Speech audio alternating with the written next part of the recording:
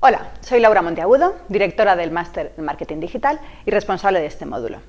En esta primera masterclass de este módulo de Marketing Digital vamos a adentrarnos en la evolución de Internet para poder comprender cuál fue ese caldo de cultivo que hizo posible tanto el nacimiento como la evolución de un medio que fue capaz en tan solo 4 años de lograr una penetración a un mercado de 50 millones frente a los 38 años que le costó conseguirlo a la radio o a los 13 que le costó conseguirlo a la televisión.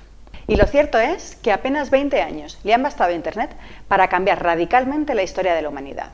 Nuestro modo de vida ha cambiado, nuestra forma de relacionarnos, nuestra forma de comunicarnos, de comprar, de escuchar música, de ver películas, de leer libros, todo hoy en día lo hacemos distinto. Prácticamente todos los aspectos de nuestra vida se están viendo modificados por esta nueva era. Y lo más sorprendente de todo no es ni siquiera la magnitud de esos tamaños, de esos cambios, sino la velocidad a la que estos se están produciendo. Y cómo no, si en nuestras vidas particulares notamos, sin lugar a duda, todos nosotros estos cambios, en otras áreas se han notado todavía con aún mayor presencia. Así la economía y el modo de hacer negocios se están viendo profundamente afectados por estos cambios. Y es por esto que se hace necesaria una pequeña revisión histórica, que es en la que nos vamos a adentrar en esta primera masterclass, por algunos de esos principales hitos que han protagonizado esta evolución, para que nos permitan conocer qué es lo que está ocurriendo y hacia dónde nos estamos dirigiendo. Porque lo que está claro es una cosa: las cosas no van a quedar así. Vamos a seguir cambiando, vamos a seguir evolucionando y vamos a seguir transformándonos. Por eso es absolutamente imprescindible saber cómo se hacen las cosas hoy, sí, pero conocer cómo se hacían las cosas hasta ahora para poder tratar de proyectar cómo va a ser la evolución futura y poder estar en situación de competir en ese mercado. Así que vamos a ver hoy en día algunas pequeñas cifras de qué es lo que está pasando en Internet. En el momento actual se estima que hay 2.400 millones de usuarios conectados en todo el mundo, que un 45% de los usuarios que están en Internet tienen menos de 25 años y que un 44%, casi la mitad, viene de países asiáticos. Y lo que podemos ver hoy en día, que probablemente muchos de vosotros conozcáis esta fotografía, es cómo ha cambiado nuestras vidas. Fotos históricas como la del 2005, que fue en el momento en el que el Papa Benedicto XVI fue embestido, fue elegido, y 8 años después cuando lo fue el Papa Francisco. Fijaos de qué manera tan diferente, veis de qué manera en uno no había todavía, y no estábamos todavía tan introducidos en la era digital, y miraos de qué manera, quiénes eran los protagonistas de ese evento. Esto es lo que está haciendo que estemos protagonizando y viviendo cambios a cada día y en cada momento que implican todo un cambio en todas nuestras formas de hacer absolutamente todo. Así que vayamos un poquito a adentrarnos qué es lo que pasó en esos primeros años. Se estima, se habla, se tiene como fecha generalizada que fue el año 1990 en el que se considera que nació Internet. En 1989 se entiende como un punto de inflexión en la globalización. Fue el primer año en el que los ordenadores personales habían por fin entrado en el mercado de masas. Y fue a principios de los años 90 cuando por fin la informática en red permitía algo que todavía no había pasado en ningún momento de nuestra historia, y es que los ordenadores pasaran a poder estar conectados sin nodos centrales. Un hecho que por cotidiano nos puede pasar desapercibido, pero que fue realmente el que se entiende como el principio de Internet. Y eso es lo que hace, y eso es lo que se entiende como ese nacimiento del marketing online y el marketing, también llamado marketing 1.0. ¿Qué fue pasando con posterioridad en esos primeros años?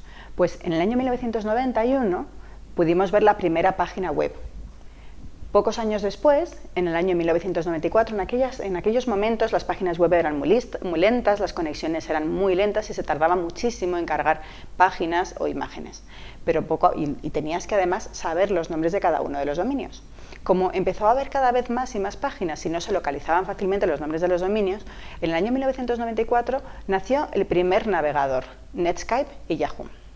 En el año 1995 se crearon eBay y Amazon.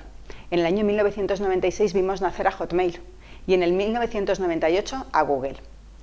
Fue ya en el año 2000 cuando se vino a llamar el estallido de esa burbuja.com. Y en el año 2003 pasaron a crearse lugares como MySpace, Skype o Spam. A partir de ese momento fue cuando comenzaron a nacer las distintas redes sociales. Y a partir de aquel momento fue cuando pasó a empezar a denominarse la web 2.0. ¿Qué características tenía esa web 2.0? La web 2.0 se caracterizaba porque empezó a haber una relación bidireccional, ya no solamente como era en la web 1.0, que directamente había muchas páginas que publicaban contenido y los usuarios las leían, sino que a partir de la web 2.0 los consumidores también pasaron a generar ese contenido. Pasaba a haber de 250.000 sites que se estimaba que hubiera alrededor de la web 1.0 a los más de 80 millones de sites que se fueron creando con los años. Y la característica fundamental es que ya no solamente venía de las marcas o de las empresas que generaban el contenido, sino que también los usuarios generaban el contenido. Fue en el año 2004 cuando nació Facebook. En el año 2005 vimos nacer a YouTube, en el 2006 a Twitter. Como vemos, estamos hablando de una historia absolutamente reciente, solamente 10 años de historia, y todas estas marcas que estáis viendo no existían en aquellos momentos y han cambiado en nada de tiempo cómo nos comunicamos, cómo hablamos, cómo nos relacionamos de forma radical. En el año 2007 se creó el primer iPhone, en el año 2008 nació Groupon, en el año 2010 fue esa revolución de Twitter, Facebook, hasta llegar al momento actual. Así que, ¿qué características tiene esa web 2.0? Pues la web 2.0 reúne el conjunto de tecnologías que han facilitado la aparición de comunidades de usuarios. ¿Y esto qué trae como consecuencia? Pues trae un cambio de la direccionalidad de la información, que tiene consecuencias tanto para los consumidores como para el marketing. ¿Cuáles son las consecuencias que tiene esta realidad? Por un lado, que el consumidor dispone de más información de la que es capaz de procesar. Hoy en día somos capaces de procesar una ínfima parte de la cantidad de información que hay. Se estima, y salió hace un tiempo en las noticias, que la cantidad de información que está en un New York Times durante una semana es mucho mayor que la que en el siglo XIX una persona recibía a lo largo de toda su vida. Estamos expuestos a una barbaridad de información absolutamente inabarcable. Y por otro lado también, ¿qué es lo que está ocurriendo en la web 2.0, en la que los consumidores también participan? Pues que los consumidores han pasado a fiarse más de las opiniones de otros consumidores que de la información que da la marca. Entonces, todo esto, ¿qué es lo que nos está originando? ¿Qué situación nos está originando? ¿Cómo afecta al marketing esta realidad de este mundo 2.0? Por un lado, los consumidores están informados y están conectados y no se están fiando de las marcas. Por otro lado, los productos están ofreciendo una oferta global y saturada de productos idénticos. Hay muy pocas diferenciaciones entre los productos. Por otro lado, tenemos una lealtad muy pequeña hacia la marca porque podemos cambiar, hay tantos que podemos cambiar con mucha facilidad. Sin embargo, el marketing se tiene que basar en las relaciones y no tanto en los productos.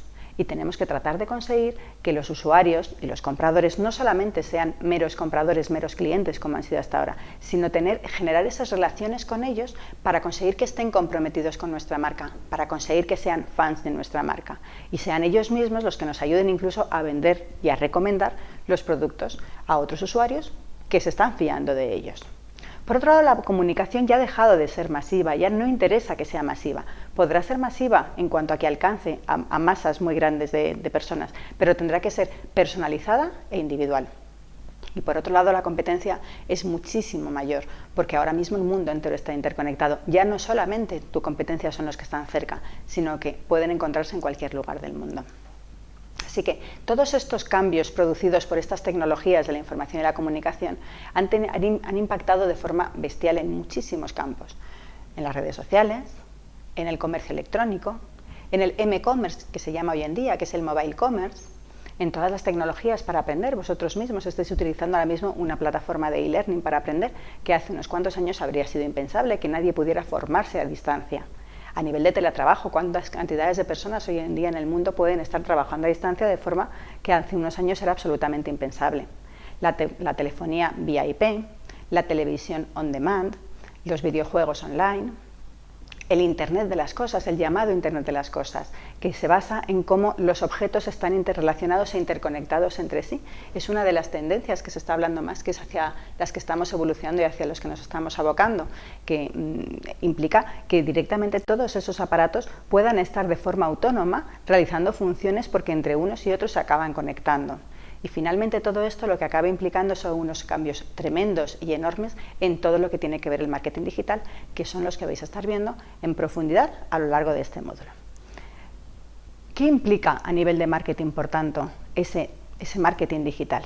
Por un lado, que nos estamos viendo inmersos en una personalización bestial, hasta límites casi de un nivel individual. Cada vez necesitamos más, ya no vale con una segmentación, cada vez necesitamos más que los productos se estén personalizando y dirigiéndose prácticamente a ti. Incluso hoy en día se habla de la mass customization, que es esa personalización en masas, que permite que dirigiéndose a un público muy masivo, cada una de las personas puede sentir y realmente tener su producto personalizado.